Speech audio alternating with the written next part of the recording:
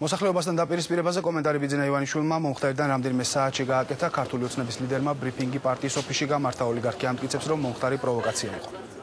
და მოსახლეობა მოთმინებით და ბრძოლის უნარიანობით განეწყოს, ამას ჭირდება დრო, რომ საბოლოოდ ჭირდება რაოდენობრივი, რომ ეს ხარისხობრივში გადავიდეს და საბოლოოდ სააკაშვილს მიეცეს ის იარლი, რაცაა, რომ ეს არის ერთ-ერთი ავტოკრატი და შეიძლება დიქტატორობისკენ სწრაფი კაცი და დიქტატორული სახელმწიფოს მოხვევა სურს საქართველოსთვის, რომ ეს კარგად უნდა გააცნობიეროს და გაღრმავდეს ევროპაშიც და ამერიკაშიც. ეს პროცესები მიმდინარეობს.